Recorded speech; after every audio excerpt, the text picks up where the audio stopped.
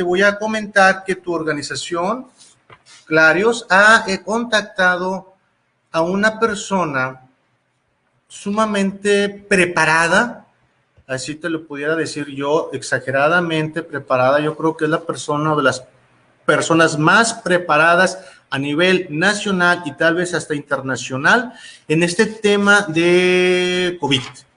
Sí, te quiero presentar esta mañana a la doctora Laurian Jiménez Faibí.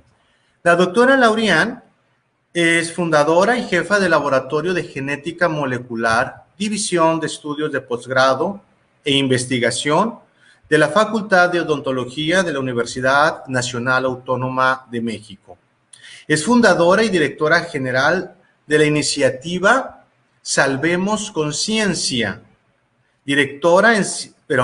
doctora en Ciencias Médicas con especialización en microbiología por la Universidad de Harvard. También tuvo estancia de investigación en la Universidad de Cambridge, en Massachusetts. Igualmente, una estancia en Nueva York, estancia de investigación en Nueva York. Profesora titular de tiempo completo en la División de Estudios de Posgrado e Investigación de la Facultad de Odontología de la Universidad Nacional Autónoma de México, con antigüedad ya de 26 años en la docencia. Es catedrática en los niveles de especialidad, maestría y doctorado de las materias de microbiología general, microbiología básica y microbiología periodontal. Y, ¿qué te puedo decir? Ha producido más de 1,470 artículos científicos en publicaciones independientes y también es autora de un libro que se llama Un daño irreparable, la criminal gestión de la pandemia en México. Como pueden ver, la doctora Laurian Jiménez Faibí es una persona totalmente preparada y con todo para que nos pueda explicar qué estamos viviendo en estos momentos. Doctora, muy buenos días. ¿Estás con nosotros esta mañana? ¿Qué tal? Muy buenos días a todos los que nos ven esta mañana de domingo. Agradezco mucho la participación de todos los que se conectan el día de hoy a ver esta charla y desde luego la invitación generosa por parte del grupo de Clarios para hablar con ustedes el día de hoy sobre un tema que nos preocupa y a muchos nos ocupa desde hace más de 1 año y medio, que es desde luego el tema de la pandemia. ¿Hacia dónde vamos? ¿Qué podemos esperar hacia adelante? ¿Qué podemos hacer para mejorar la situación? Entonces, voy a compartirles pantalla. Preparé una pequeña presentación. Permítanme un momentito.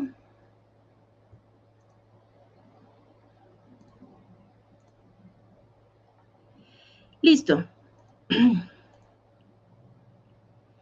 Bueno, esta charla la intitulamos El nuevo repunte de COVID-19, algo así como que el juego cambia y las reglas no. Yo diría las reglas no tanto, pero hay que saber las reglas para poder, que no es un juego desde luego, pero para poder esta situación manejarla de mejor manera. Necesitamos entender primero lo que está pasando y de ahí podemos partir para saber qué podemos hacer para ponernos, para darle seguridad a nuestras familias, a nuestros seres queridos, a nuestros amigos y ponernos nosotros mismos en el menor riesgo de contagio posible. No debemos tener pánico, la angustia y el miedo solo paralizan. Lo que necesitamos es tener muy buena información para empoderarnos y saber cómo podemos actuar de la mejor manera para lograr esta seguridad que todos queremos en estos tiempos. Inicio entonces primero hablándoles un poco de cómo es la situación de la pandemia a nivel mundial. La pandemia, como saben, inició aquí a principios del año pasado, de 2020. Esto fue lo que ocurrió en China. Ha tenido varias escaladas. Hasta hoy se han sumado o se registran en el mundo, esto fue hace 2 días, el 6 de agosto, más de 201 millones de contagios confirmados o casos confirmados de COVID-19 alrededor del mundo. Y se suman más de 4 millones ya de defunciones por esta enfermedad. Estas cifras ambas están muy subestimadas. Se cree que la cifra de defunciones llega hoy a un estimado más real de entre 10 y 12 millones de seres humanos que han perdido la vida por la enfermedad COVID-19. Entonces, necesitamos saber en dónde estamos parados para saber hacia dónde vamos, ¿no? En el tiempo hacia adelante. Entonces, el primer repunte que se tuvo fue en Europa en la primavera del año pasado. Después, el siguiente fue una escalada que estuvo mediada principalmente por contagios en Estados Unidos, en la India, en Turquía, en América Latina y desde luego en México. En este periodo, que fue el verano del año pasado, es cuando tuvimos nuestro primer repunte grave. Entonces, después vino el repunte más generalizado a nivel mundial, que fue de finales del año pasado, principios de este año, en donde entonces aquí participaban. La situación en la India se había controlado bastante bien y lo mismo en Turquía. Entonces, esto estuvo representado principalmente por una gran elevación o gran aceleración en los contagios que se dieron nuevamente en Europa después de haber controlado muy bien su primera escalada, en Europa, en América Latina y nuevamente aquí en México. Como recuerdan, nuestro repunte más grande hasta ahora había sido de finales del año pasado, principios de este. A partir de ese momento, ahora sí que, como dice el título de la presentación, ha cambiado el juego, ha cambiado la situación. Y ha cambiado porque ahora los repuntes que hemos tenido subsecuentes son producto de la dispersión, son producto de dos cosas: de la dispersión predominante de algunas variantes del virus y desde luego ya del hastío, del cansancio y de la relajación de medidas de prevención por parte de la población. Entonces, ahora jugamos un juego, si le podemos llamar así un poco burlonamente, muy distinto, porque es un virus notablemente diferente. Es el mismo virus, pero con diferentes características, el que ahora está afectándonos. Entonces, después de este punto vino en la primavera, que recién acaba de concluir, un repunte muy grande, en donde ya Europa estaba bastante bien controlado, Estados Unidos bastante bien controlado, y en México estábamos en medio de un descenso muy prolongado que tuvimos en este tiempo, y entonces esto estaba mediado principalmente por repuntes muy graves en la India y en Sudamérica, que después descendieron y ahora estamos en este punto. Nada más para que sepan, en la primera parte se dieron alrededor de 90,000 casos por día, ¿sí? Ese fue el punto más alto, estar cerca de 90,000. Al siguiente fueron 250,000. Este tercero ya llegamos hasta 750,000. En este cuarto, a pesar de que eran solo India, o principalmente la India y Sudamérica, de cualquier manera los contagios ya rebasaron 850,000.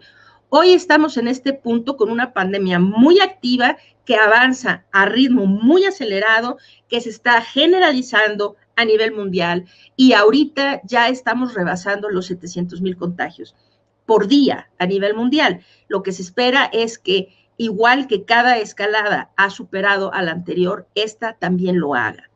Entonces, ¿cómo estamos en México? En México estamos así, tuvimos nuestro primer repunte, como ya mencioné, aquí en el verano del año pasado, el más alto que habíamos tenido hasta ahora, a finales del año pasado, principios de y lo que después vino fue un descenso muy largo, muy prolongado y muy pronunciado de los contagios, que vino principalmente a consecuencia de un agotamiento, pues, de la epidemia, que es un evento que se da naturalmente en eventos epidémicos de esta naturaleza, cuando hay un número muy grande de infectados en un corto lapso de tiempo.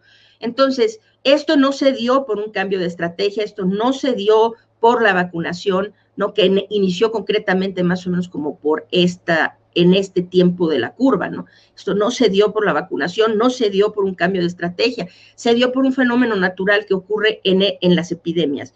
Ahora, lo que sucedió aquí es que en lugar de aprovechar este momento de descenso para realmente llegar a un punto de control absoluto de la pandemia, de la propagación del virus en nuestras comunidades, lo que ocurrió es que empezamos a movilizarnos más, a abrir más actividades y en lugar de redoblar los esfuerzos para contener y controlar la propagación del virus, lo que hicimos fue relajar todas las medidas y lo que vino fue esto que estamos viviendo ahora. Lo que estamos viviendo ahora es el tercer repunte y este repunte está ya en términos de número de casos activos superando lo que vimos a finales y principios de este año, ¿no? A finales del año pasado, principios de este. Y las estimaciones es que superará más o menos vamos a decir, una tercera parte de lo que adicional a lo que vimos en diciembre en términos del número de casos. Tenemos que ver cómo se va desenvolviendo en las próximas semanas, pero esas son las proyecciones. Ahora, en términos de defunciones, aquí de alguna manera se había estado manejando un poco con preocupación de parte de la comunidad académica y científica, y personas como yo, que se había estado manejando esto con un poco de falsedad o por falta de información, supongo, ¿no? Que en este repunte podíamos tener muchos casos sin que esto se reflejara en las defunciones, porque supuestamente hay una cantidad, o bueno, ya hay una cantidad de mexicanos que han sido vacunados. Esto es, pues, demostrablemente falso, ¿no? Esto es la curva de defunciones, igual el verano, el fin de año, igual el descenso que vimos. Estos picos abruptos que ven aquí son debidos a ajustes que se hicieron en la cifra de defunciones en nuestro país, ¿no? No es que realmente haya muerto tanta gente ese día, sino que eran ajustes que se hicieron a las cifras.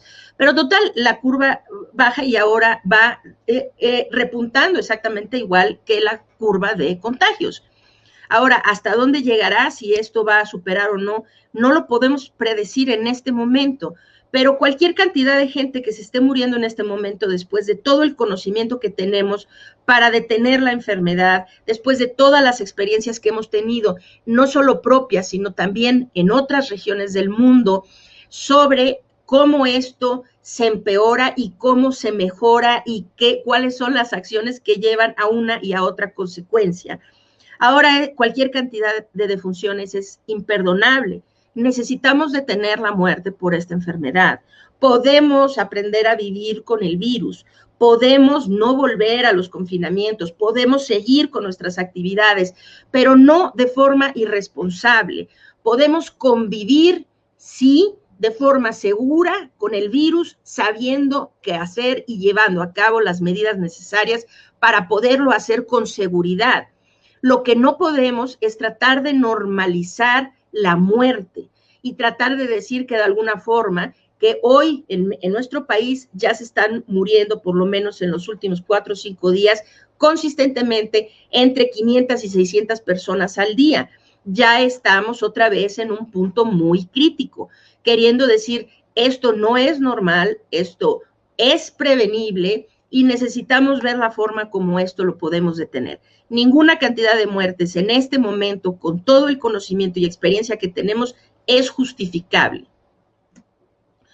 Les cuento un poquito de qué pasa. Yo sé que la mayoría de ustedes que el día de hoy nos ven están en los estados de Nuevo León, de Coahuila y de Guanajuato.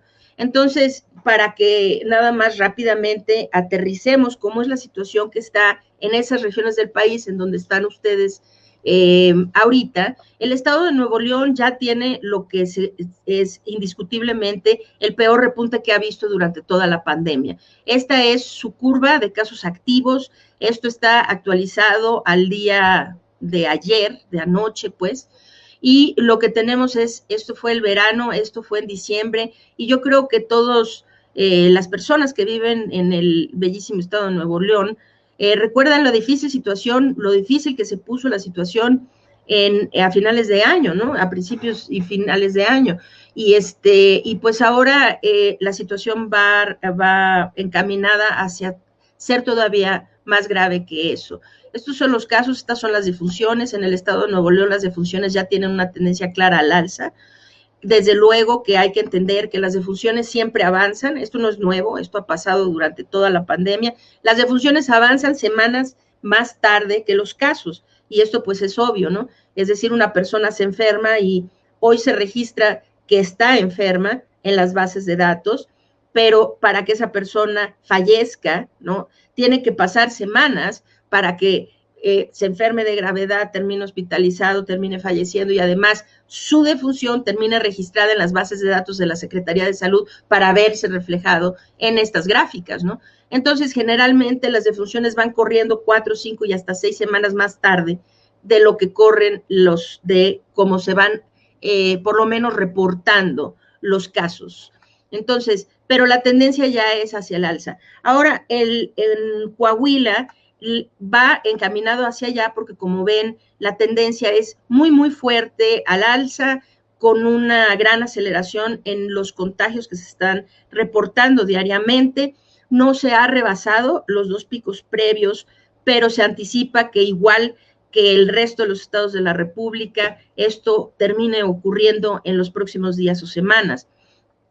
En su curva de defunciones ya hay una tendencia al alza, se ve muy pequeña la curva porque hubo un ajuste muy grande aquí en el mes de abril y entonces se ve muy, muy chaparrita el resto de la curva, pero la tendencia finalmente de defunciones en Coahuila también es al alza. El estado que está mostrando de los 3, digo, el repunte todavía más temprano es el estado de Guanajuato, es decir, va atrás cronológicamente de Nuevo León y de Coahuila, más esto no quiere decir que no vaya a llegar al mismo punto de lo que ya vimos. Y en términos de defunciones, también la tendencia es al alza, aunque se observa todavía muy poco el aumento en las defunciones. En fin, ¿hacia dónde vamos entonces? Vamos hacia, este es un modelo que hace el doctor Arturo Erdely, quien es doctor en ciencias matemáticas, un colega y gran amigo mío con el que hemos estado colaborando durante muchos meses, ya casi más de un año, en asuntos de la pandemia, de tratar de informarles, ¿no?, a personas como ustedes, al público en general, cuál es la realidad de lo que se vive y qué podemos hacer para hacer la situación, para que la situación mejore, ¿no? Entonces, este es un modelo matemático que el doctor Arturo Erdely ha estado trabajando desde hace muchos meses. De hecho, desde que empezaron a disminuir los contagios en los meses de febrero, marzo, abril, etcétera. Y lo que ven aquí es la línea roja, es lo que ya ocurrió, y la línea negra es lo que se anticipa que ocurra, es decir, la proyección de lo que va a ocurrir. Claro, esto lleva 14 días de atraso porque la forma como en nuestro país se registran en las bases de datos, los datos de COVID-19, se tarda mucho en que los datos se actualizan en las bases de datos. Entonces, los últimos 14 días no sirven para analizar. De ahí que esto lleva un retraso de 14 días, pues no se analizan los últimos 14 días para no incurrir en fallas en la predicción. Entonces, lo que ven aquí es este punto amarillo, este punto amarillo es el día de hoy, Bueno, esta era la del 5 de agosto de hace 3 días. El 5 de agosto estábamos en este punto, en realidad, se reportaba hasta aquí, pero realmente ya los casos, las infecciones activas, llegaban a este punto el 5 de agosto. Lo que se ve aquí es donde se cree que va a llegar el punto máximo, que es el 20 de agosto, y este punto azul es el citado regreso o el anunciado regreso a las clases presenciales del 30 de agosto, ¿no? Ahora, hay que tomar esto como una posibilidad, desde luego, con un grano de sal. ¿Por qué? Porque esto no considera cambios en estacionalidad, cambios en el comportamiento humano, en las actividades humanas, queriendo decir que si aquí se regresa a las clases y esto tuviera un efecto negativo sobre los contagios, esto podría comenzar a disminuir y después volver a repuntar. 2, eso no, el modelo no lo considera. Lo segundo es que este descenso, a pesar de que se ve muy marcado, lleva 3 meses en ocurrir el descenso. 3 meses nos deja ya en el mes de noviembre, ¿no? Ahorita estamos en agosto, septiembre, octubre, noviembre. Noviembre significa que ya estamos en esta misma situación que tuvimos el verano pasado, en donde tuvimos un repunte, empezó a disminuir, sí, pero no logramos controlarlo. Entraron los meses de invierno, que no por el clima, sino porque en los meses de invierno la gente tiende a encerrarse más y además a convivir en sitios cerrados que no se ventilan precisamente por las bajas temperaturas, no se ventilan con aire del exterior, ¿sí? Y entonces lo que vino fue este repunte muy grave que vimos. Nada nos garantiza que esto siga descendiendo. Si esto llega a noviembre en este punto, podríamos estar en el mismo escenario del año pasado, queriendo decir que ahorita llegaremos hasta aquí y podríamos entonces volver a repuntar. En fin, esos eran casos. La Universidad de Washington tiene otra proyección, que es esta, en términos de las defunciones diarias. Lo que proyectan es que el pico de defunciones va a llegar al 12 de septiembre. Esto es también una proyección, cambia día a día, dependiendo de cómo va avanzando en la realidad la pandemia, pero este pico de defunciones que proyectaron, esto fue también hace 2 días, el 6 de agosto, es casi del tamaño o del número de defunciones que se vieron en nuestro pico mayor de finales de año, que fue aquí, estábamos viendo arriba de 1,300 defunciones diarias, y lo que se calcula es que lleguemos a tener alrededor de 1,200 defunciones diarias, queriendo decir que vamos a estar en un escenario, según la Universidad de Washington, muy similar. En fin, todas esas cifras nos preocupan, nos aterrorizan, nos causan angustia y demás. Pero a ver, más que angustia, necesitamos, ¿por qué no entendemos cómo podemos controlar este problema? Esa es la situación en la que estamos. La situación es grave, sí, y ojalá hubiera noticias más optimistas, pero no las hay. Hay que saber la verdad, hay que saber la realidad y hay que saber qué podemos hacer. Y lo que podemos hacer es controlar este problema. Podemos controlar este problema y esto está muy bien establecido ya en países que lo hacen, que lo han hecho y que lo siguen haciendo durante toda la pandemia. Y los países que lo han podido hacer o las regiones en el mundo que lo hacen bien, incluso teniendo de repente algunas alzas, algunos repuntes, vuelve a disminuir, se controla y en general lo que ocurre es que se mantiene muy baja la pérdida de vidas, que finalmente esta es nuestra meta, ¿no? La meta es detener la pérdida de vidas, la muerte. Entonces, los países que han logrado hacerlo así, lo han hecho a base de establecer una buena y sólida, constante y permanente estrategia de contención epidemiológica. Entonces se preguntan, ¿a qué me refiero con esto? Contención se refiere a contener la enfermedad. Para contener la propagación de la enfermedad se requiere prevenir la transmisión, detener la transmisión del patógeno que la causa. En este caso, el virus que causa COVID-19, que se llama SARS-CoV-2. Necesitamos detener los contagios, la transmisión del virus.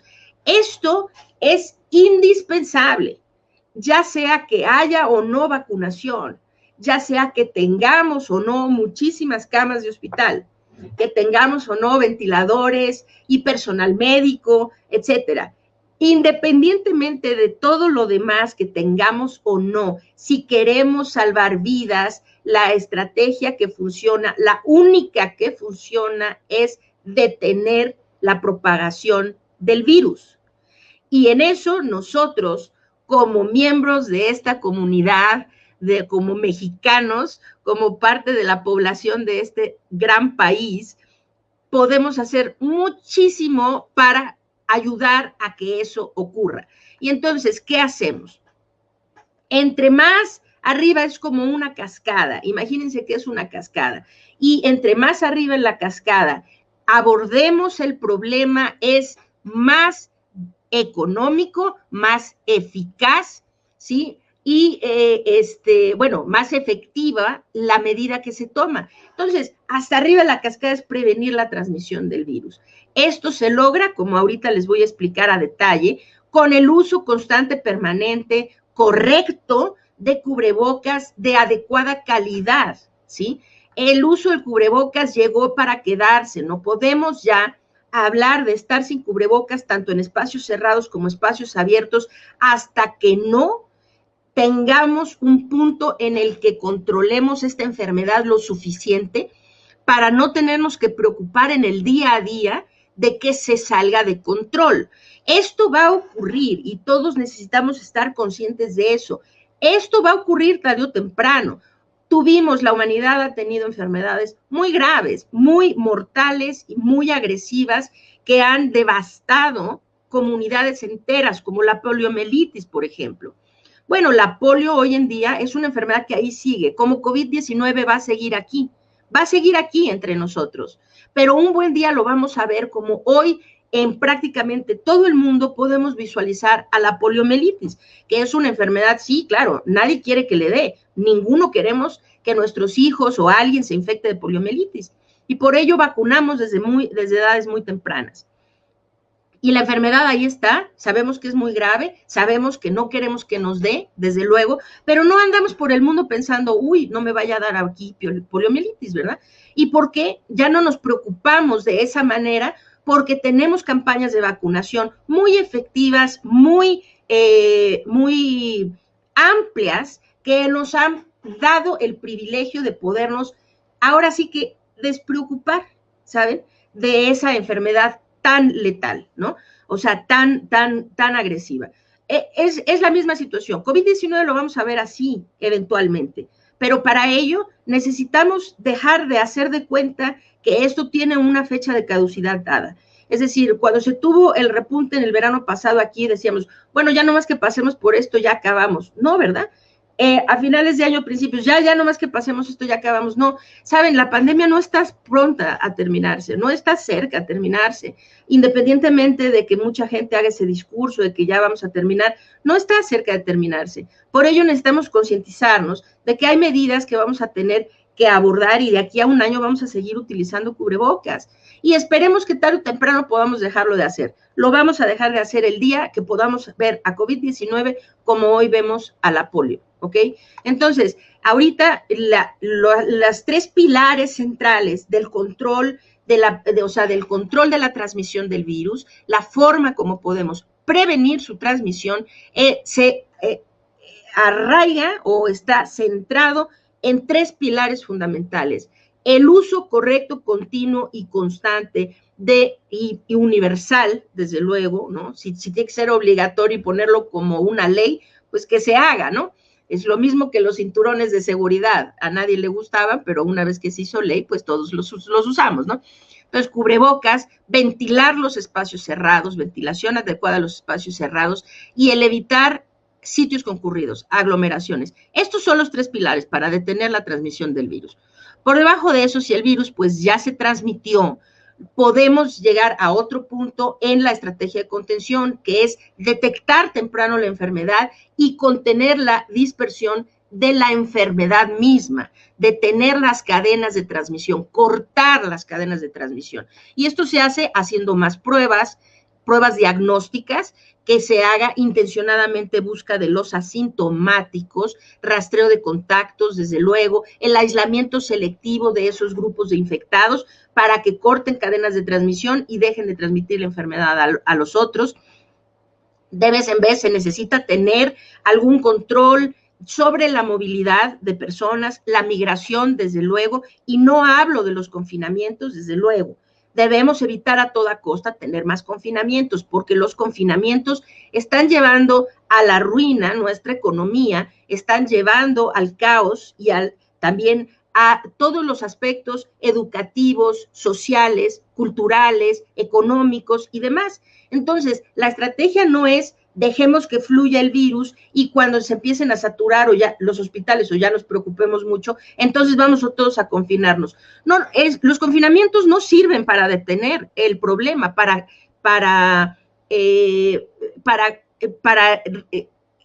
es decir, para dar una solución al problema. Los confinamientos simplemente son una medida como de emergencia cuando ya todo se salió de control. Aquí la meta es no dejar de que las cosas se salgan de control, ¿sí? No tomar medidas emergentes a último momento que además repercuten sobre tantos aspectos de nuestras vidas. Entonces, de vez en vez hay que controlar la movilidad, no de vez en vez, hay que mantener un control de la movilidad y de la migración, hay que hacer buena vigilancia, tanto de los brotes conforme se van dando para ir a atacar el problema, también de las mutaciones que está haciendo el virus, de las ocupaciones hospitalarias. Hay que hacer vigilancia de muchos tipos. Este es el segundo nivel, que desde luego esto es lo que nosotros podemos hacer como gente de a pie, como ciudadanos, como mexicanos, como ciudadanos de este planeta, ¿no? Que a todos nos está afectando. Eso es lo que podemos hacer nosotros. Estas son medidas que principalmente son gubernamentales, que no dependen tanto de nosotros, sino de que el gobierno las haga. Son medidas ya más costosas, sí tienen una buena oportunidad de llegar al control, desde luego, y esta, entre la prevención de la transmisión y la detección temprana y contención de la enfermedad, es la mancuerna que se hace en estrategia de contención epidemiológica para mantener el control, la contención de la enfermedad, ¿sí? Esa es la clave. Ahora, de cualquier manera, hay que hablar atención médica, y la atención médica contra COVID-19 hay que entenderlo muy claramente. Mientras se maneje la atención médica y se enfoquen los esfuerzos en la atención hospitalaria, siempre van a haber muchos muertos de COVID-19. COVID-19 no se trata bien a nivel hospitalario, hay demasiadas muertes. Se trata muy bien a nivel temprano, queriendo decir que con la autovigilancia en casa de los signos tempranos de deterioro pulmonar, como los registros que se pueden hacer con un oxímetro de la oximetría, un termómetro, ¿no? De la temperatura, etcétera, podemos detectar signos tempranos de deterioro pulmonar y llevar a una vigilancia médica y un tratamiento ambulatorio temprano que salve vidas, prevenga hospitalizaciones y evite la muerte. Entonces, estos son, a nivel hospitalario se hace un último esfuerzo, desde luego, pero es un esfuerzo que tiene pocas posibilidades de triunfo. Entonces, los objetivos de tener esta estrategia son, desde luego, prevenir la enfermedad y la muerte, como ya dije, proteger las actividades humanas, que es absolutamente indispensable, máxime si vamos a seguir en esto durante tal vez otros 6 meses, otro año, año y medio o más, necesitamos proteger las actividades humanas y para ello no es normalizar la muerte, es aprender a vivir con el virus de forma segura, deteniendo las muertes. Y esto va a disminuir la velocidad de adquisición de mutaciones por parte del virus. El virus ha estado mutando y sigue mutando a un ritmo muy acelerado. Ahora el juego, como dijimos, ha cambiado porque tenemos a un virus que tiene propiedades notablemente diferentes. ¿Por qué? Porque le hemos permitido seguirse transmitiendo, porque le hemos puesto en bandeja de plata a la humanidad entera. Es decir, ahí tienes un número ilimitado de seres humanos en donde seguirte reproduciendo. Y mientras hagamos esto, el virus va a seguir mutando y tarde o temprano corremos el riesgo de tener un virus que ahora sí realmente cause un tipo de COVID-19 muchísimo más agresivo, que finalmente termine evadiendo, volviendo inservibles a las vacunas, vamos a decir, o algunas características similares. Entonces, para evitar esto, necesitamos disminuir la velocidad de mutaciones y esto se hace así. Entonces, ahora, para entender esto y saber, bueno, qué tenemos que hacer para lograr el control, qué podemos hacer para lograr todo esto que acabamos de mencionar. Primero hay que saber cómo se transmite COVID-19, ¿ok? Y si algo les queda de esta charla, espero que sea lo siguiente. COVID se respira. COVID se respira. Eso quiere decir que necesitamos protegernos de la transmisión por aire, ¿sí?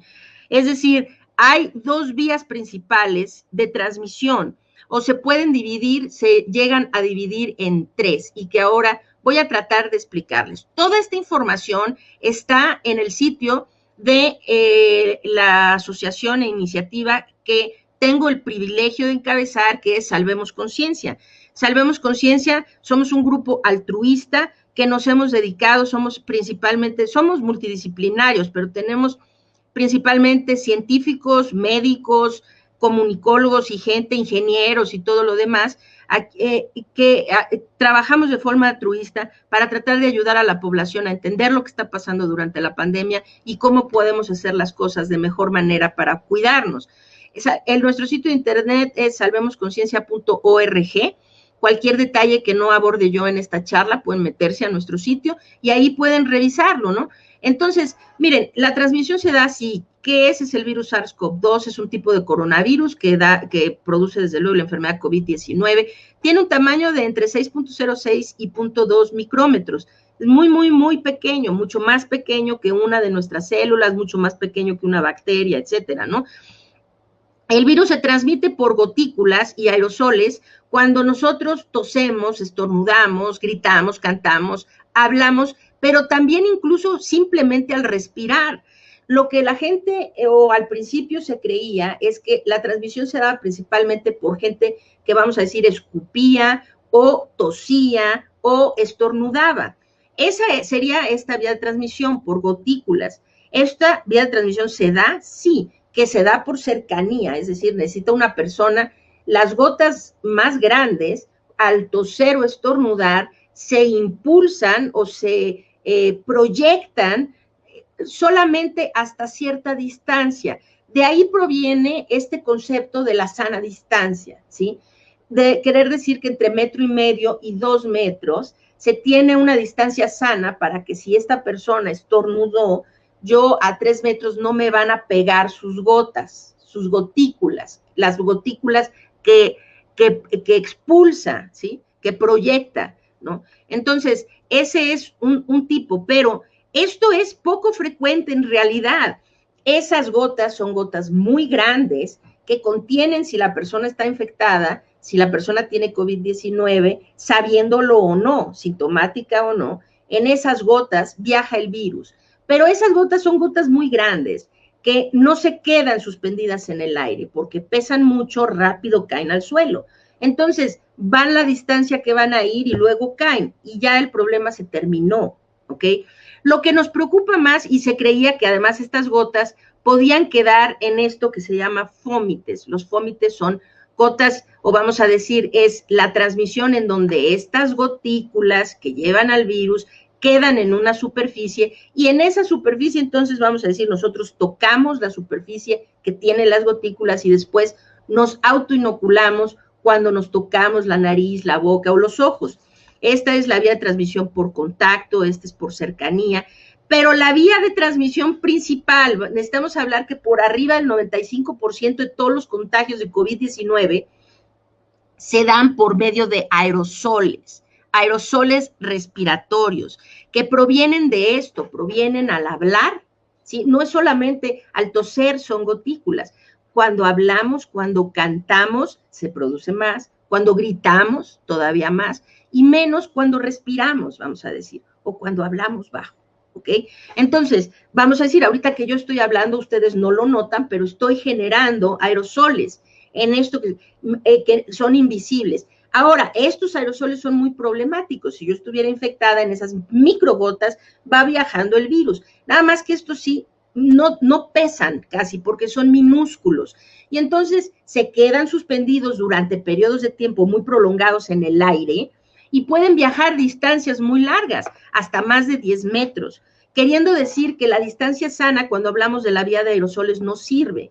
No sirve la distancia sana en espacios cerrados en donde estos aerosoles se concentran, porque un ejemplo muy claro es así. El doctor Alejandro Cano, que también forma parte de nuestra organización Salvemos Conciencia, suele decir algo que creo que es muy ilustrativo, que es, imagínenselo, como el humo del cigarro. Si una persona en un elevador va fumando y fue varios pisos fumando, el elevador se abre, la persona sale, se cierra. No hay ventilación dentro de ese elevador.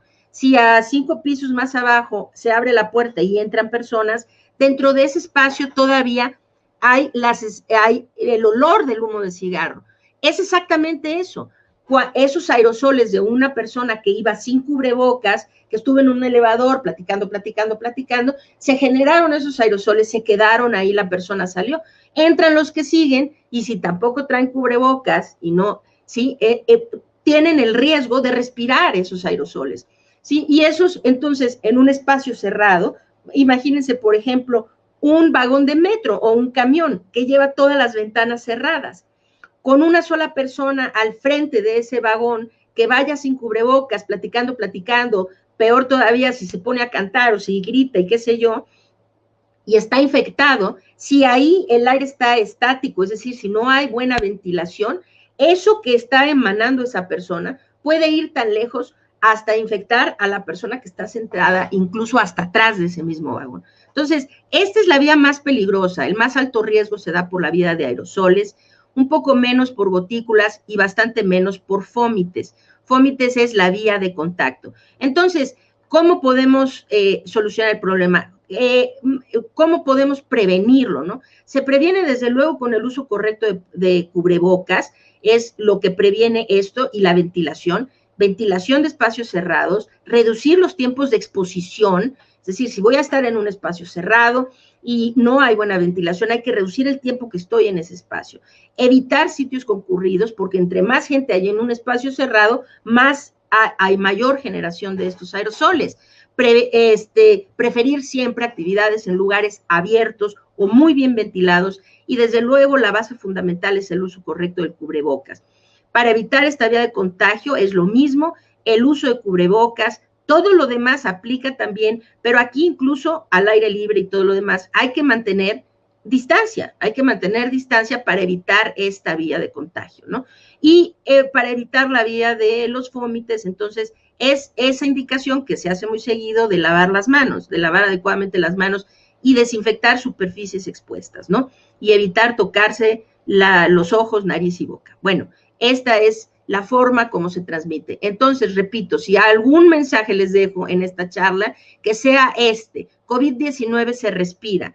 Todas las secciones que sean conducentes a detener el contagio por la vía respiratoria son las más efectivas y adecuadas para detener la transmisión. Aquellas que están enfocadas en las vías de transmisión mucho menos frecuente, como la de contacto o por cercanía, ¿sí?, pues son mucho menos efectivas. Entonces, ahorita quiero tratar de explicar esto. Esto es una ilustración precisamente de eso, ¿no? Vamos a decir, esta persona está contagiada, están en una sala de espera o en una oficina, está hablando, los demás no tienen cubrebocas, la persona tampoco tiene cubrebocas.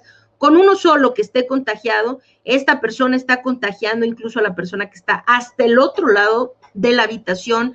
¿Por qué? Porque estos aerosoles que genera se están ahí estancando, se quedan durante mucho tiempo y viajan distancias muy largas. Después son inhalados por otras personas y pueden entonces contagiarse.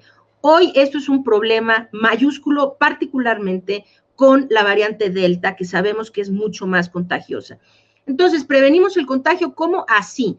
Tenemos estas como burbujas, ¿sí?, que son las más oscuras, que están al centro, son las burbujas más importantes de prevención, y las que están al exterior son secundarias, es decir, no se puede prescindir de estas, o sea, no deberíamos de prescindir de ninguna medida, pero, es decir, las más efectivas e importantes son estas, que es el uso correcto del cubrebocas, la ventilación de espacios cerrados, y en caso de no poderlos ventilar, hay que filtrar el aire en esos espacios, reducir el tiempo de exposición, preferir lugares abiertos, evitar los sitios concurridos y procurar guardar silencio en espacios públicos.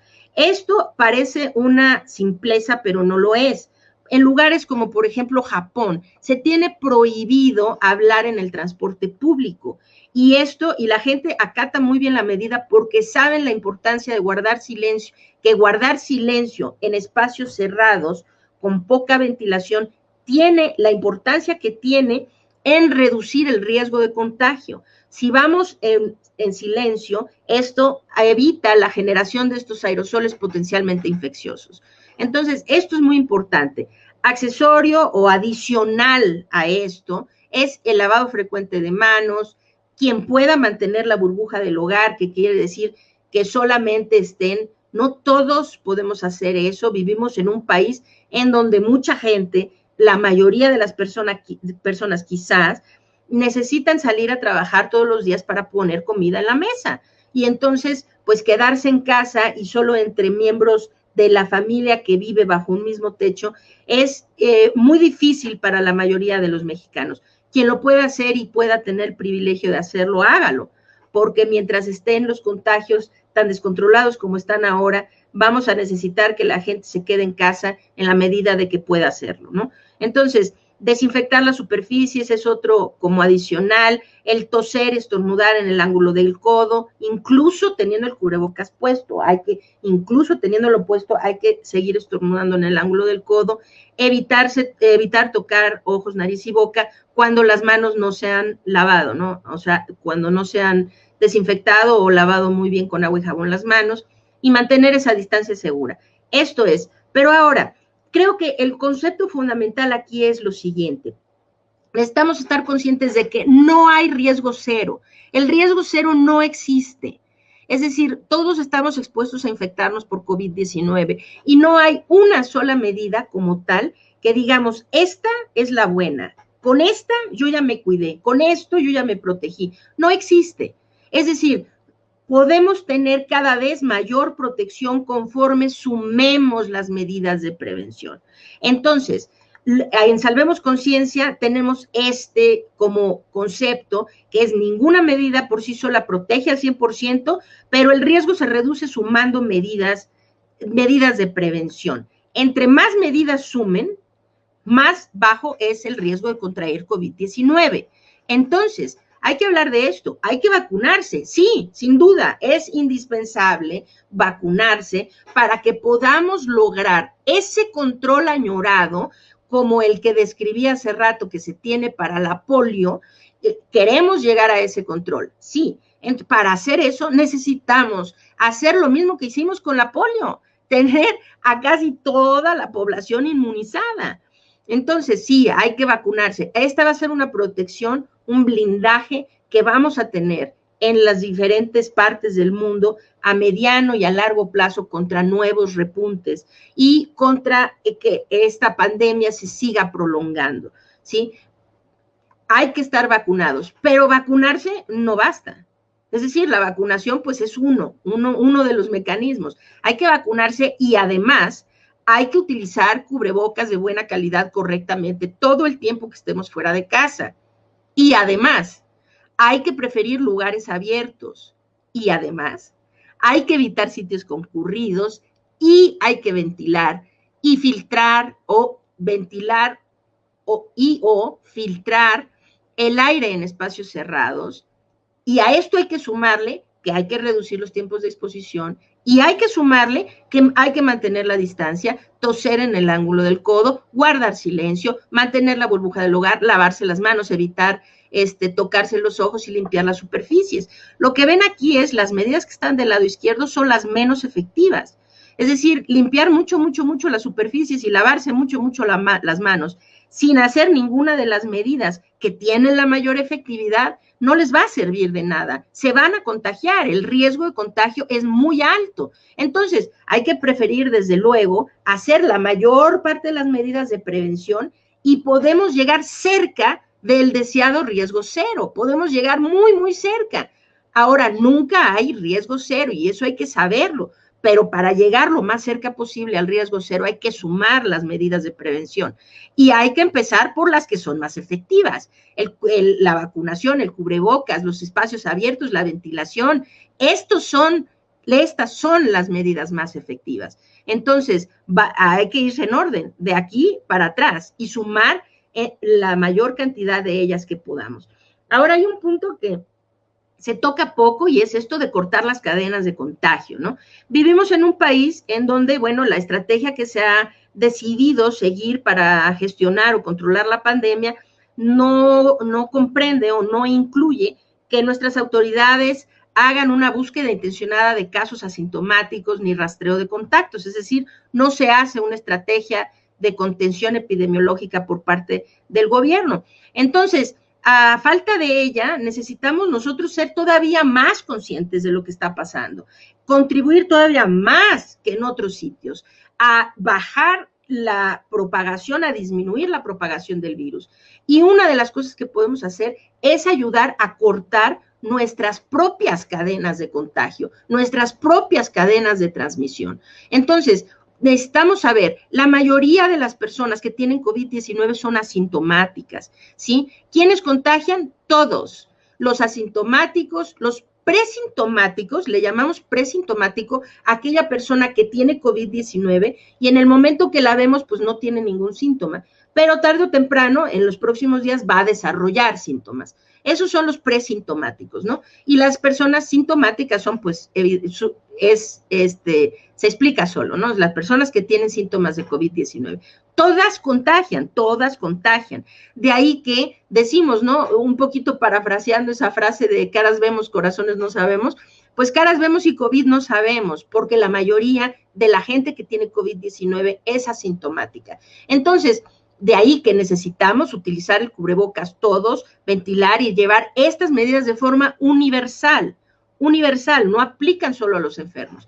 Entonces, ¿aquí qué pasa? Una persona con síntomas, en nuestro país solo es esta persona a la que se le hace una prueba diagnóstica, porque son las instrucciones que se han dado, ¿no? Entonces, a esta persona se le hace una prueba diagnóstica, se le detecta COVID, ok, pero no se le hace, en consecuencia, pruebas también a sus colegas en el trabajo, a sus familiares, a la gente con la que se reunió, a la gente con la que tuvo contacto cercano, de tal manera que toda esa gente podría estar contagiada sin saberlo. Entonces, lo que se pide y pedimos enfáticamente a la gente es ayuden a cortar sus propias cadenas de transmisión. Tener COVID-19 en estos días, oigan, hay tantos millones de personas que se han contagiado, no debe ser penoso, ni vergonzoso, ni estigmatizado por nadie, ni para nadie. Es decir, más bien hay que ser responsables. Si usted está contagiado con COVID-19, por favor, informe a todas las personas con las que tuvo un contacto cercano, para que esas personas también tengan el poder de ir a hacerse una prueba y aislarse, desde luego, y entonces poder prevenir que ellos inadvertidamente, sin saberlo, contagien a otras personas. Esto puede salvar miles de vidas, darle la oportunidad a alguien de saber yo puedo estar contagiado y permitirle a esa persona entonces actuar en consecuencia para evitar más contagios y la posible muerte de personas que sean vulnerables, ¿no? Entonces, la persona que se sabe sintomática o que se sabe con COVID-19, informe. Una persona antes se pensaba que infectaba entre 2 y 3 personas, ahora sabemos con la variante Delta que una persona infecta hasta 8 personas adicionales.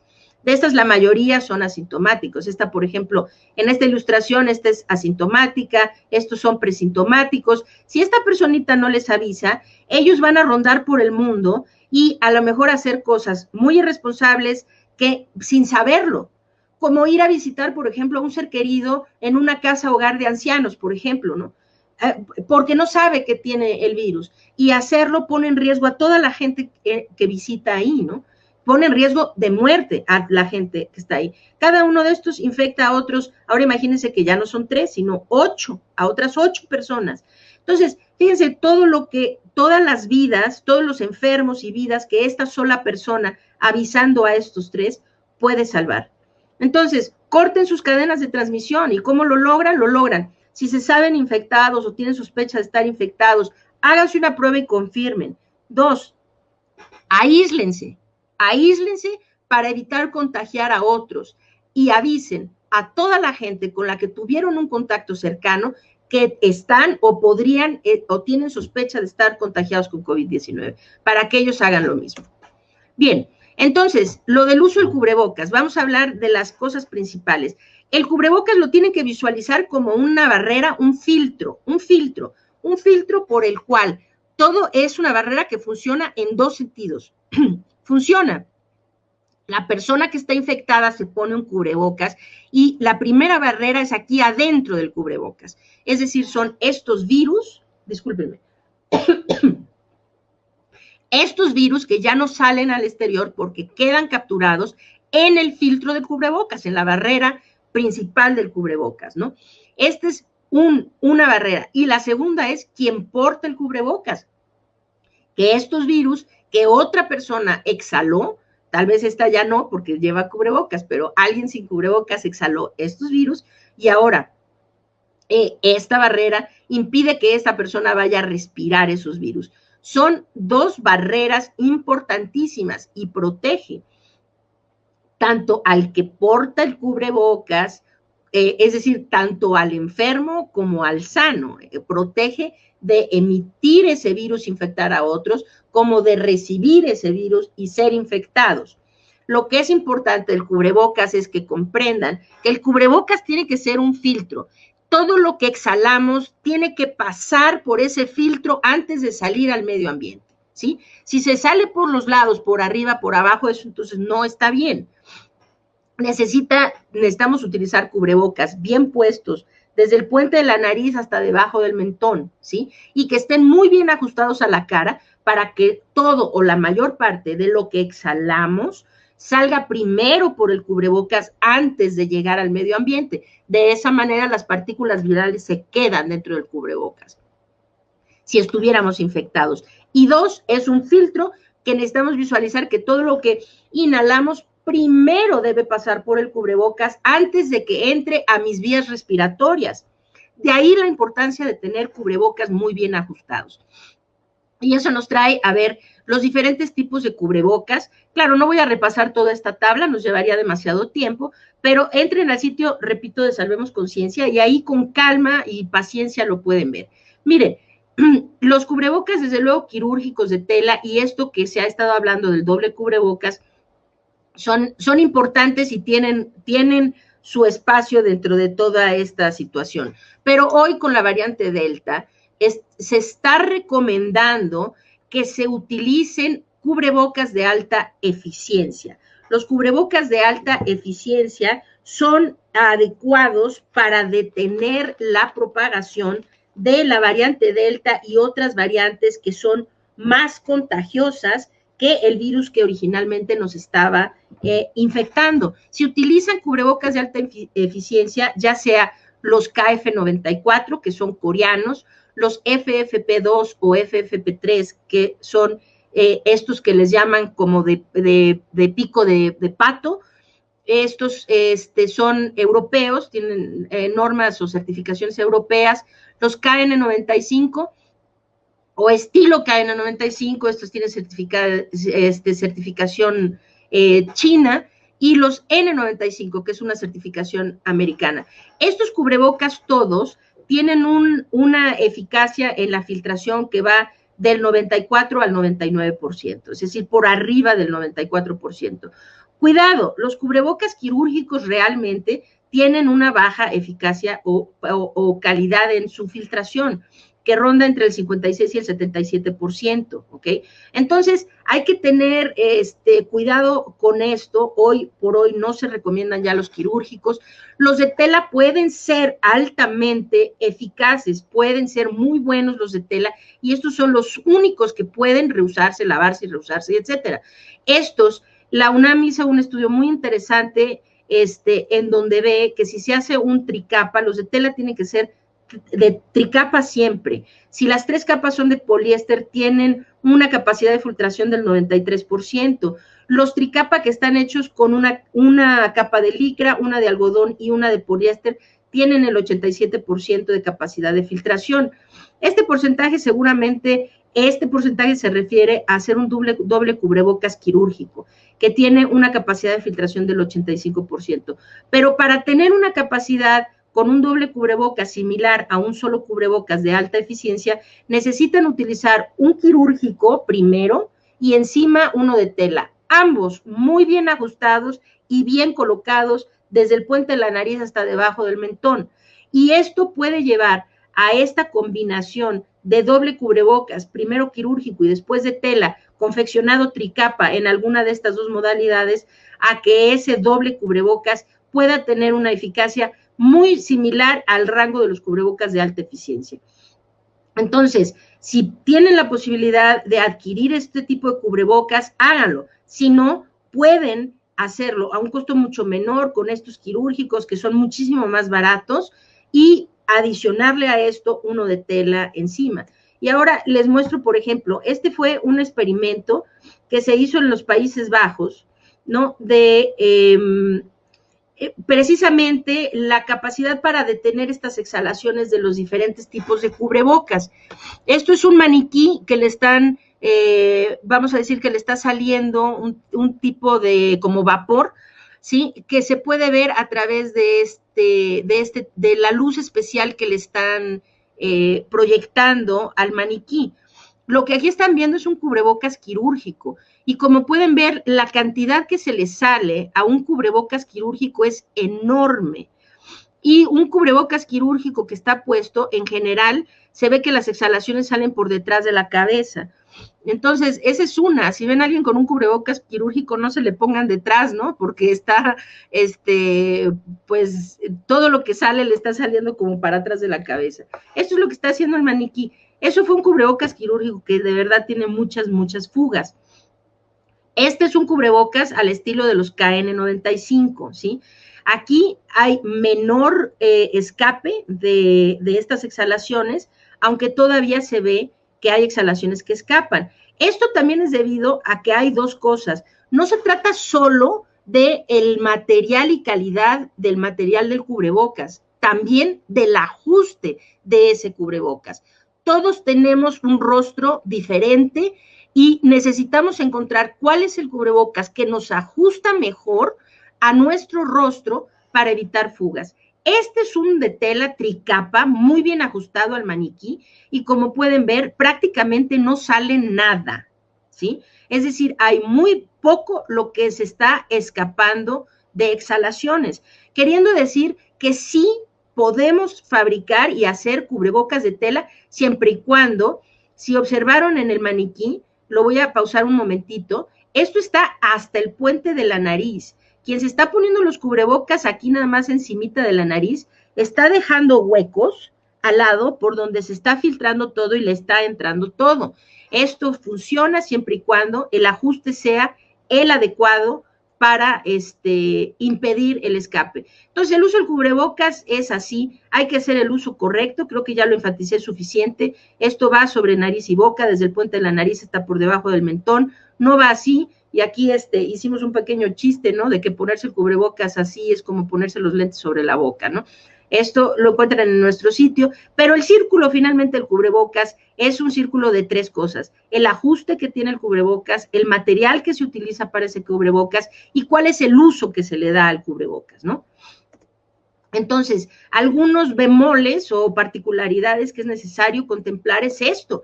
¿Se pueden utilizar caretas? Sí, las caretas son adecuadas, evitan ese otro tipo de contagio, que es el contagio por gotículas, por cercanía, ¿no? Con gotículas. ¿Se puede usar careta, gogles, lentes? Sí, claro, nada más que cuidado. La careta no sustituye al cubrebocas. Estas caretas completas o las que usan, que son como cubrebocas de acrílico, donde esto no sirve en absoluto. Sirven las caretas como una medida adicional al cubrebocas, pero no lo suplen. Bajo ninguna circunstancia lo suplen. Y lo siguiente es, los cubrebocas con válvulas no deben ser utilizados.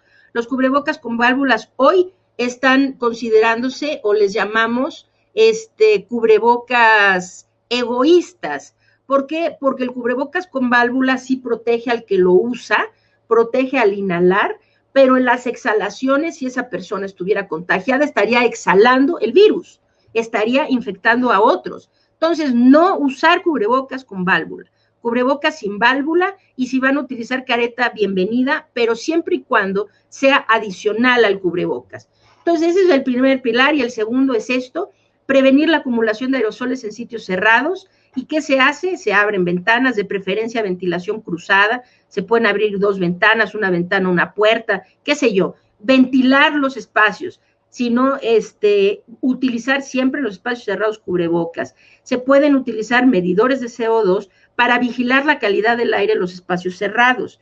Vigilar la calidad del aire nos permite saber cuál es el aforo que este espacio, dada la ventilación que se puede lograr en ese espacio, cuál es el aforo máximo que puedo tener manteniendo en un nivel de seguridad del espacio.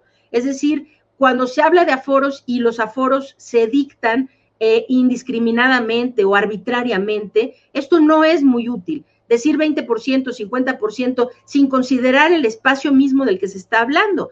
Hay espacios que podrían tener un aforo muy alto, manteniendo muy buena calidad de aire, queriendo decir que se mantiene muy bajo el riesgo de contagio en ese espacio, siempre y cuando esté adecuadamente ventilado y la gente esté usando cubrebocas. Se puede tener muy buena ventilación, uso de cubrebocas, incluso adicionar el beneficio incorporando filtros EPA o MERV-13 en ese espacio y tener muy buena calidad del aire incluso con un número relativamente grande de personas. Pero hay otros espacios que incluso con muy poca gente, como no, la ventilación no es adecuada, no hay filtros o la gente no usa cubrebocas o qué sé yo, pues la calidad del aire no es la adecuada para disminuir los contagios.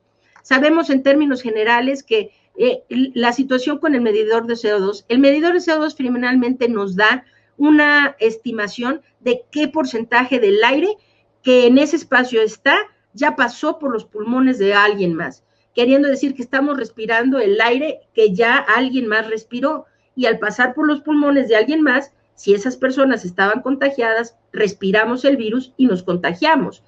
En el planeta, la concentración de CO2 ambiental es por debajo de 420 partes por millón, más o menos, ¿no? O sea, 400 partes por millón en promedio. Ok, ahora, dependiendo de cómo vaya subiendo, se hace una recomendación. Ningún espacio que rebase las 800 partes por millón se considera seguro. Puede haber hasta 800 partes por millón en espacios que utilizan filtración de tipo EPA adecuada para el tamaño de la habitación, pero no más de 700 partes por millón en espacios que no están utilizando los filtros EPA adecuadamente. Cualquier cosa que vaya por arriba de 1000 partes por millón se considera un muy alto riesgo de contagio, queriendo decir que el aire en ese espacio, más del 1.5% del aire en ese espacio ya pasó por los pulmones de alguien más. Entonces, para eso son útiles los medidores de CO2. Lo que consideramos es que necesitamos llegar a este concepto de tener sitios cerrados inteligentes. En este caso, aquí estamos ilustrando un aula, un salón de clases, ¿no? Pero esto puede ser el caso de una oficina, una biblioteca, un gimnasio, etcétera, ¿no? Entonces, hay cosas simples que se pueden hacer a un costo relativamente bajo para lograr que esos espacios cerrados sean inteligentes, queriendo decir que tengan muy bajo riesgo de contagio. Y se hace como cubrebocas, es nuestro mejor aliado, no se puede enfatizar suficiente eso. Cubrebocas de correcta calidad, bien puestos todo el tiempo, cubrebocas.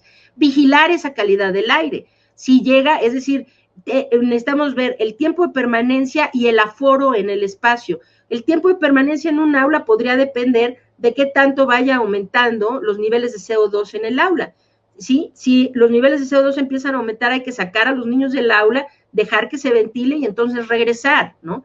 Entonces, por eso es necesario o muy importante, en la medida de lo posible, tener esta vigilancia, ¿no? Que nos va a hablar sobre esto. Tener distancia, desde luego. La distancia es importante para cuidar la otra vía de transmisión por gotículas.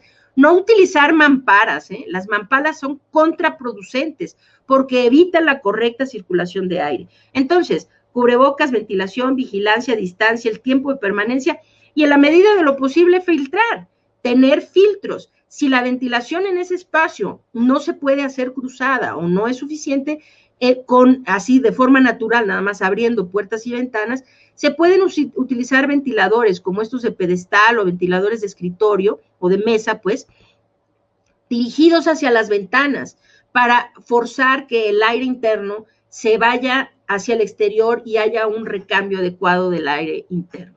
Entonces, pues, el control de la pandemia se centra y debe centrarse y tiene que seguirse centrando en la estrategia de contención epidemiológica y los pilares principales son los que les acabo de decir. Ahora tenemos un factor adicional que es la vacunación. Esto desde luego es sumamente positivo. Somos privilegiados de poder tener en este corto plazo vacunas que han resultado ser tan seguras y de tan alta efectividad. Necesitamos vacunarnos tan pronto como podamos, pero hay que entender la limitación de la vacunación. La vacunación es, sí, indispensable, es una de las únicas herramientas que nos pueden llevar a un control permanente y a largo plazo del problema de COVID-19, pero no es algo que resuelva de forma inmediata y no es algo que resuelva por sí solo. Hay que entender que las personas vacunadas están protegidas, las vacunas que hoy tenemos disponibles, están protegiendo a las personas de padecer la enfermedad de forma grave, de ser hospitalizados, de tener la necesidad de hospitalizarse por gravedad y de morir. Entonces, nos está protegiendo de la enfermedad grave y de la muerte, básicamente, pero no necesariamente nos están protegiendo del contagio y la transmisión, queriendo decir que un porcentaje relativamente grande de los vacunados, incluso con esquemas completos de vacunación, mientras que puede no padecer de forma grave y morir de la enfermedad, sí pueden contagiarse, ¿sí? Y asintomáticamente o padeciendo la enfermedad de forma muy leve, y al estar contagiados transmiten la enfermedad. Entonces, si queremos detener la propagación de las variantes y realmente ponernos a salvo de que un buen día tengamos variantes que podrían ya estarse gestando en nuestras comunidades en este mismo momento, que finalmente vuelvan inservibles a las vacunas, ¿no? O que nos causen una enfermedad mucho más grave de lo que ya es COVID-19, la vacunación no detiene la transmisión, detiene la muerte, ¿sí? Es decir, y no lo hace en el 100%, lo hace en un amplio porcentaje. Entonces, hay que vacunarse, sí, y vamos a ver estas bondades de la vacunación cuando más del 80-85% de la población mundial esté ya vacunada contra COVID-19, no antes. Entonces, hay que vacunarse, sí, pero hay que poner la vacuna en su justa perspectiva, en su justo punto, ¿no? Entonces, hay que vacunar a gran velocidad, tan pronto como se pueda, la proporción más amplia de la población total, con esquemas completos de vacunación, y esto es muy importante. Necesitan todos saber que la variante Delta escapa y evade la inmunidad de aquellas personas, en un porcentaje muy grande de las personas que tuvieron COVID antes, no están protegidas contra la variante Delta, y aquellas que tienen esquemas parciales de vacunación tampoco están protegidas contra la variante Delta. Nos interesa tener esquemas completos de vacunación, e influye también en qué tanto la vacunación nos va a proteger la calidad de la vacunación que se haya hecho en cada parte del mundo. Es decir, qué tipo de vacunas se empleó, cuál fue la estrategia de vacunación, si se siguieron las cadenas frías, se resguardaron bien esas vacunas, se aplicaron en las concentraciones adecuadas, en las cantidades adecuadas, qué sé yo, ¿no? Esto no lo vamos a saber hasta el mediano y seguramente no hasta el largo plazo, pero todo esto influye en qué tanto la vacunación va a proteger a ciertas poblaciones. Ahora, ¿ahí va la vacunación? Pues sí, ahí va, pero mientras ahí va, es decir, no podemos pensar que es la vacunación la que nos va a salvar de este repunte que tenemos encima y de los próximos que vengan después de este. Es decir, hoy en el mundo, vamos a decir, países como Uruguay y Chile están controlando muy bien, tienen, en esta gráfica ven, vacunados con esquemas completos en verde oscuro, con esquemas parciales en verde claro, ¿sí? Y lo que ven es muchos países ya de Sudamérica han vacunado sustancialmente más que México. Esto incluye Cuba, Brasil, Argentina y desde luego Chile y Uruguay, ¿no? En donde ya tienen a más del 65% de su población vacunada con esquemas completos. Ahora Chile y Uruguay son grandes ejemplos de países en donde se está controlando muy bien la pandemia, pero ojo, no lo han logrado solo con la vacunación. Sí, tienen un gran avance en la vacunación, pero lo han logrado de la mano con estrategias coherentes, enérgicas y permanentes de contención epidemiológica. Esto es lo que pasa, por ejemplo, Reino Unido, ¿no? Ya levantó todas las medidas de prevención de la población, pero Reino Unido sigue haciendo mucha contención. En fin, en la población mexicana hoy hay 21% de la población mexicana está vacunada con esquema completo. Esto quiere decir que el 79% de los mexicanos seguimos siendo susceptibles. Ahora, en cuanto a la propagación de las variantes, esta es una cosa adicional que tenemos en esta parte de la pandemia. Nos interesan las variantes que puedan ser más contagiosas, más virulentas, que vadan a la inmunidad, a la detección, o que generen otros vectores de contagio como animales que pudieran de ahí infectar al ser humano. Hay muchas variantes, miles que han sido descritas, no todas son de importancia, importan las que tienen alguna o varias de estas propiedades, las que tienen una alta prevalencia y han podido dispersarse por el mundo. De estas son 4 las que nos importan, están clasificadas como variantes de preocupación, estas 4, la alfa, beta, gamma y delta, que son la variante, las que se identificaron primero en el Reino Unido, en Sudáfrica, en Brasil y en la India, respectivamente. Entonces, estas son las 4, la principal ahorita que ha desplazado ya, es decir, beta ya va de salida, ha sido desplazada por las demás, prácticamente ya no hay ningún sitio, incluso Sudáfrica, que es donde proviene, en donde esta predomine ya. Entonces, porque no ha tenido la capacidad, la gran capacidad de contagio que han tenido las demás. Alfa, que fue muy predominante, ya va de salida igual, y las que quedan son gamma y delta principalmente. Delta, la más importante porque es la que tiene mayor contagiosidad y además tiene rasgos de evasión de la inmunidad. Es decir, que evade, como ya dije, a los que tuvieron COVID previamente y a los que tienen esquemas parciales de vacunación. Así es como están las variantes distribuidas en México. Con esto y la distribución en sus estados, concluyo la plática. Sí, a nivel nacional, la variante Delta, lo que están viendo aquí es Delta en el azul más oscuro, Gamma, Alfa y otras variantes. A nivel nacional, el 60% del virus que circula es Delta. En Baja California Sur, el 93% de las infecciones son causadas por Delta. El 80% en Ciudad de México, Estado de México, Sinaloa, muy cerca de eso en Chihuahua, etcétera. Para quienes están en Nuevo León, el 58% de las infecciones que se dan en Nuevo León ya son por variante Delta. En cuanto a Coahuila y Guanajuato, se tienen pocos datos y no es posible hacer se tienen pocas variantes, pocas muestras analizadas, pocas secuencias que se han hecho en esos estados. No se puede hacer una diserción así, pero se tiene algún indicio. Miren, en Coahuila, por ejemplo, no se empezó a detectar la variante Delta hasta hace muy poco tiempo. De cualquier manera, hoy ya es la más predominante. ¿Cuál es el porcentaje exactamente? Es difícil decir porque hay pocas secuencias analizadas en Coahuila, pero es arriba del 40% y es la que predomina. En Nuevo León, como ya lo dije, pues más del 60% del virus circulante es variante Delta y ha tomado el lugar de las demás. Y en Guanajuato, que es de donde tenemos menos datos, parece que Delta y Alfa están en un mismo punto, pero tendríamos que corroborar con datos adicionales. Entonces, termino diciéndoles, ¿no? Es entre más arriba en la cascada agarremos esto, tenemos una mayor oportunidad de control de la pandemia, es decir, estos son ventanas de oportunidad, la ventana de oportunidad es mayor con la prevención y la transmisión del contagio, se cierra si lo hacemos en el siguiente nivel en términos de detección temprana y contención, pero a la vez, la prevención de la transmisión nos otorga la mayor oportunidad de control al menor costo. Siempre será mucho más económico la compra de cubrebocas, la ventilación de espacios, la vigilancia de la calidad del aire, que hacer muchas pruebas diagnósticas, instituir estrategias para rastrear contactos, aislar, etcétera. Y a nivel de atención hospitalaria es donde tenemos ya la menor oportunidad, si es que acaso tenemos alguna oportunidad de control, y donde se vuelve, pues, privativo el costo que esto representaría. En fin, con eso termino entonces la plática. Espero que esto haya sido de utilidad. Discúlpeme que me excedí unos 10 minutos en el tiempo. Aquí queda, y si tienen preguntas, con muchísimo gusto, las puedo ahora contestar.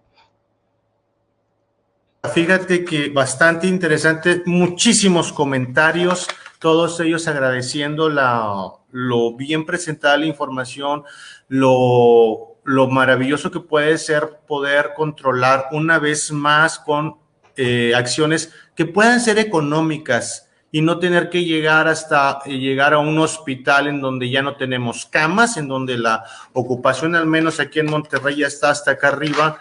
Estaba viendo al doctor de la O, que es nuestro médico, digamos, de cabecera, quien controla aquí en la ciudad este tema, y pues realmente desesperado ya, molesto, porque dicen, oye, pues ya llegan al hospital exigiéndome una cama cuando les estoy pidiendo que se pongan el cubrebocas y no lo hacen.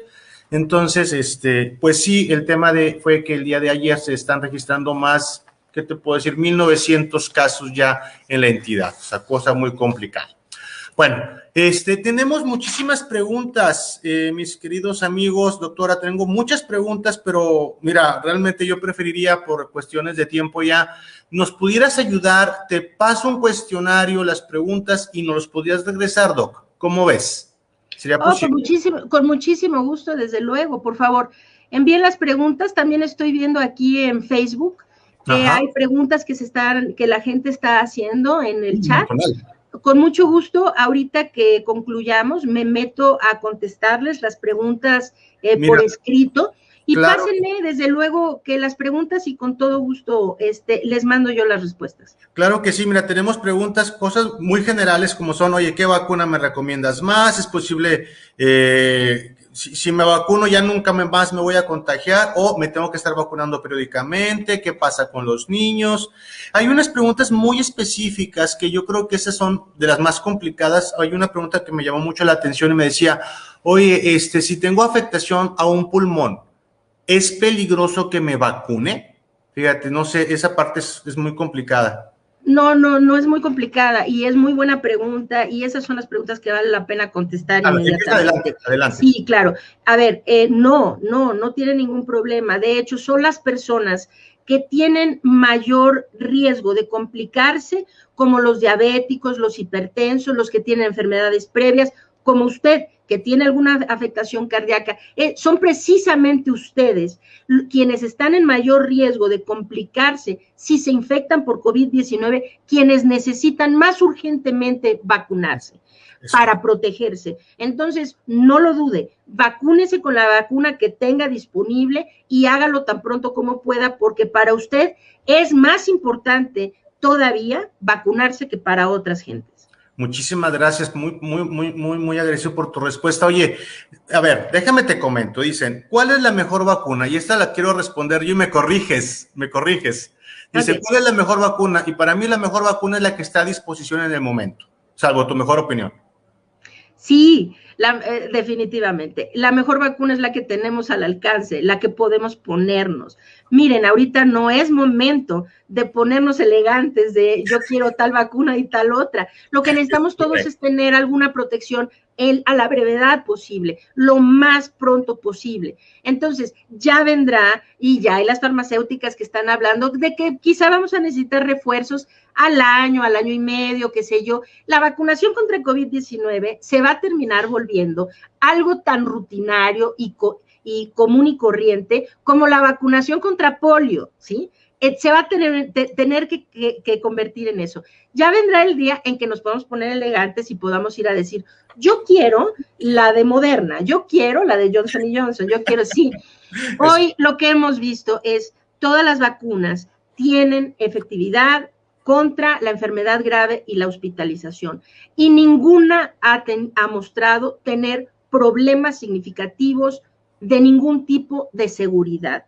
De ahí que, la verdad, la recomendación es la mejor vacuna es la que tienen disponible y por favor aplíquensela lo más rápido posible, el esquema completo para esas vacunas que requieren dos. Muy bien. Pues muchísimas gracias. Te vamos a pasar un cuestionario. Voy a transcribir todo esto y de hecho lo vas a encontrar en el chat del video. Ahí vienen todas estas preguntas, muchas de ellas repetidas. Si quieres las puedes contestar ahí directamente. Si quieres te los pasamos. Seguimos en contacto tú y yo.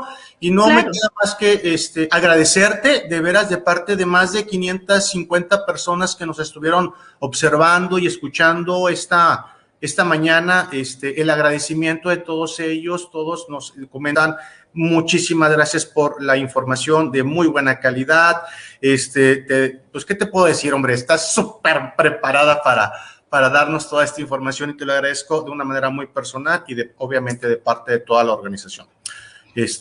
Adelante. Yo les agradezco a ustedes y agradezco a toda la gente que aquí tuvo la paciencia para quedarse más de una hora a escuchar la plática. Prometo que ahorita me voy a meter al chat en Facebook a tratar de contestar todas las preguntas que han hecho sobre esto y si tienen más, pónganlas ahí en el chat y con todo gusto ahorita las contesto.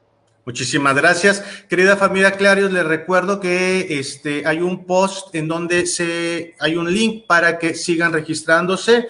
Aproximadamente tenemos unos 15 minutos más para terminar su registro. Y bueno, pues no me queda más que agradecerles su presencia y desearles un bonito fin de semana y sigamos las recomendaciones de la doctora que nos está, pues ya saben, cubrebocas de la nariz hasta acá abajito y utilizar el mejor cubrebocas, seguir sus recomendaciones y un reconocimiento a tu organización, como siempre, Clarios, una gran empresa que nos permite esto de llevar la comunicación y desearles un feliz domingo. Me despido, Gustavo Navarro de IDC, que pasen un feliz domingo y nos vemos en la próxima ocasión. Hasta pronto.